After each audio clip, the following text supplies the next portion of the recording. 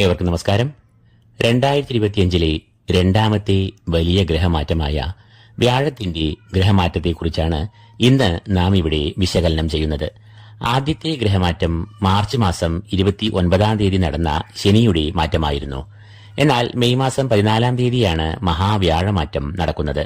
ഗ്രഹങ്ങളിൽ സർവീശ്വരകാരകൻ എന്ന പേരിൽ അറിയപ്പെടുന്ന വ്യാഴത്തിന്റെ മാറ്റം അതിപ്രധാനമായ ഒരു ഗ്രഹമാറ്റം ആകുന്നു. കഴിഞ്ഞ ഒരു വർഷമായി വ്യാഴം ഇടവരാശിയിൽ സഞ്ചരിക്കുന്നു. എന്നാൽ മെയ് മാസം 14 വ്യാഴം ഇടവത്തിൽ നിന്നും മിഥുനത്തിലേക്ക് പ്രവേശിക്കും.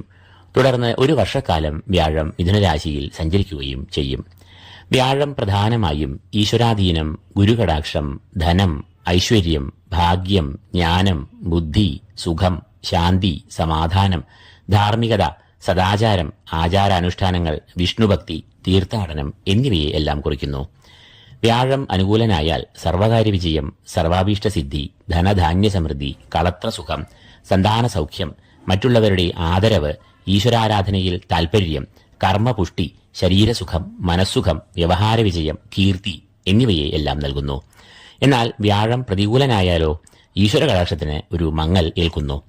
തൽഫലമായി ഇച്ഛാശക്തിയും ശുഭാപ്തി വിശ്വാസവും കുറയും. ഒരു നിരാശ, ദുഃഖം, വിഷാദം, അകാരണമായ ഭയം, പരാജയഭീതി, ആത്മവിശ്വാസക്കുറവ് എന്നിവയും വന്നു ഭവിക്കും.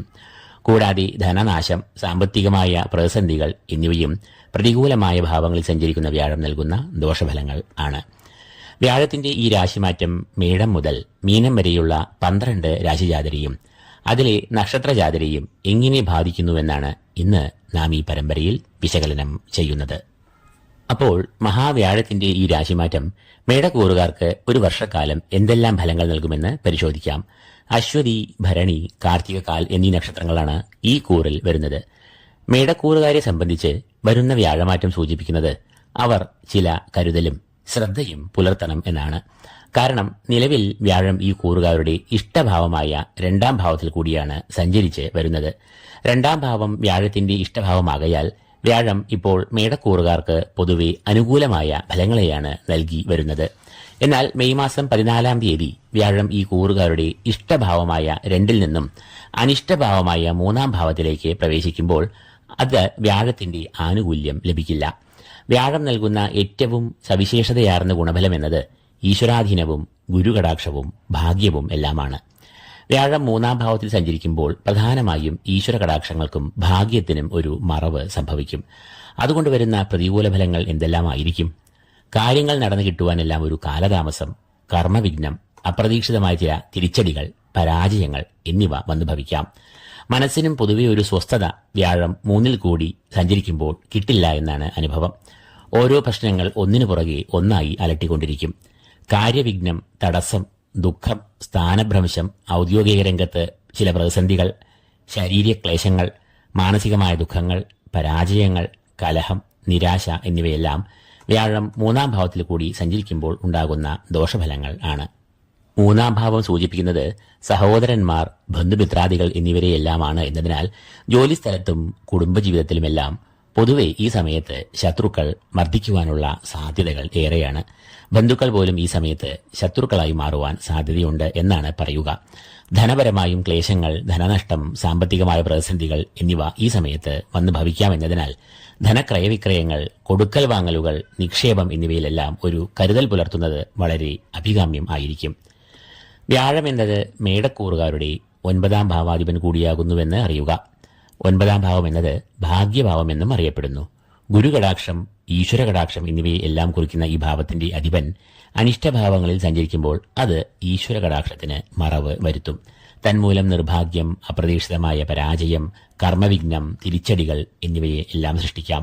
കൂടാതെ ഈ കൂറുകാരുടെ 12ാം ഭാവാധിപനും വ്യാഴമാകുന്നു എന്നതിനാൽ വ്യാഴം അനിഷ്ടഭാവമായ 3ാം ഭാവത്തിൽ സഞ്ചരിക്കുമ്പോൾ അത് സാമ്പത്തികമായ പ്രതിസന്ധികൾ, അമിതമായ ചെലവുകൾ, പാഴ്ചെലവുകൾ, ധനനഷ്ടം, ധനക്ലേശം എന്നിവയെ ഉണ്ടാക്കാം. അതുകൊണ്ട് തന്നെ ഈ സമയത്ത് ധനക്രയവിക്രയങ്ങളിൽ നല്ല ശ്രദ്ധ പുലർത്തേണ്ടതാണ്. അപ്പോൾ വ്യാഴം 3ൽ നിന്നാൽ ഇപ്പറഞ്ഞവയെല്ലാമാണ് പ്രതികൂലമായി വന്നു ഭവിക്കാവുന്ന ദോഷഫലങ്ങൾ. ശനിയും കഴിഞ്ഞ മാർച്ച് 29 ഈ കൂറുകാർക്ക് പ്രതികൂലനായി മാറിയിരിക്കുന്നുവെന്നത് ഈ അവസരത്തിൽ ഇവർ ഓർക്കേണ്ടതാണ്. ശനി ഈ കൂറുകാരുടെ 12ാം ഭാവത്തിൽ കൂടി സഞ്ചരിക്കുവാൻ തുടങ്ങിയിരിക്കുന്നു. തൽഫലമായി ഈ കൂറുകാർക്ക് ഏഴര ശനിയുടെ ആദ്യ വർഷം, അതായത് ആദ്യഘട്ടം ആരംഭിച്ചിരിക്കുന്നു. വ്യാഴദോഷ പരിഹാരങ്ങൾക്കായി വ്യാഴത്തിന്റെ അധിഷ്ഠാന ദേവതയായ മഹാവിഷ്ണുവിനെ നന്നായി ഭജിക്കുക, വഴിപാടുകൾ കഴിക്കുക. ഈ കൂറുകാർ ഒരു കാര്യം കൂടി മനസ്സിലാക്കുക. വ്യാഴം ഒരു ഗ്രഹനിലയിൽ സ്വക്ഷേത്ര ബലവാനായോ ഉച്ചക്ഷേത്രത്തിലോ എല്ലാം നിലനിന്നാൽ ഈ വ്യാഴദോഷങ്ങൾ വളരെ കുറഞ്ഞ അളവിലും തോതിലും മാത്രമേ ആ വ്യക്തിയെ ബാധിക്കുകയുള്ളൂ. എന്നാൽ വ്യാഴം നീചക്ഷേത്രത്തിലോ പാപനായോ ഒരു ജാതകത്തിൽ നിന്നാൽ ആ വ്യക്തിക്ക് വ്യാഴം നൽകുന്ന ദോഷങ്ങളിൽ കാഠിന്യം ഏറുകയും ചെയ്യും. ഇതോടുകൂടി ഈ വീഡിയോ ഇവിടെ പൂർണ്ണമാകുന്നു. ഈ വീഡിയോ നിങ്ങൾക്ക് പ്രയോജനകരമായെങ്കിൽ ലൈക്ക് ചെയ്യുക. കൂടാതെ ഈ ചാനൽ സബ്സ്ക്രൈബ് ചെയ്യാത്തവർ സബ്സ്ക്രൈബ് ചെയ്യുക. ഏവർക്കും ഈശ്വര കടാക്ഷങ്ങൾ നേർന്നുകൊണ്ട് നിർത്തുന്നു. നന്ദി, നമസ്കാരം.